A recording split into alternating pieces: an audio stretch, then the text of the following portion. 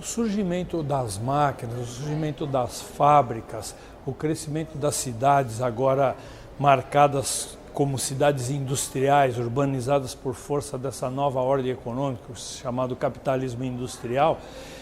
foi sem dúvida um momento de grande progresso econômico. Nunca se produziu tanto na história da humanidade antes desse momento. Então era de se esperar que aquela busca eterna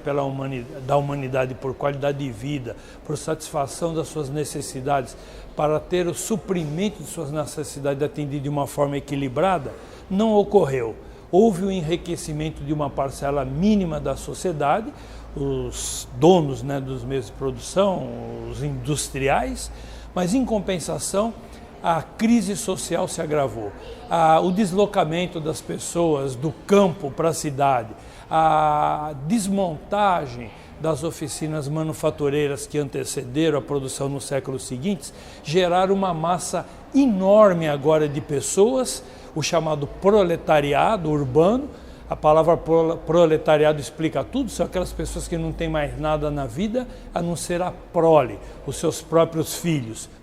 e são obrigados então a vender sua força de trabalho em troca de um salário, perdendo o controle sobre o processo produtivo que agora é detido pelo industrial, pelo dono das fábricas.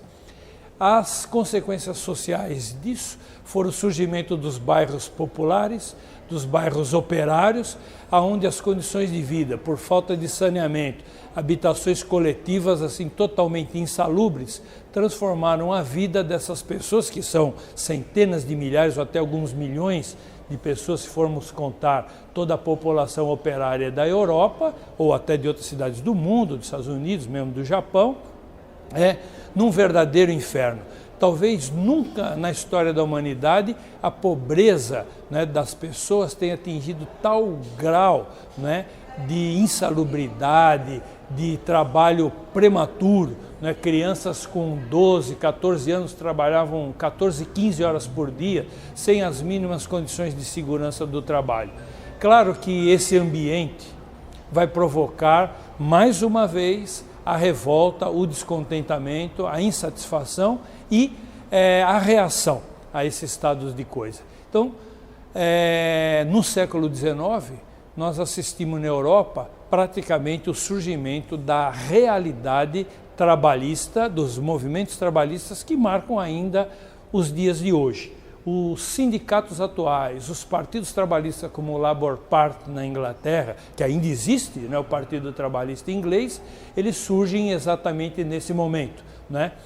no início do século XIX e duram até hoje. Então, as bases do atual sindicalismo, a base da legislação trabalhista, a visão de direitos trabalhistas que ainda marca os dias de hoje, que vivemos ainda numa sociedade industrial, tiveram a sua semente nesse ambiente do nascimento industrial, da Revolução Industrial na Europa e Estados Unidos no século XIX.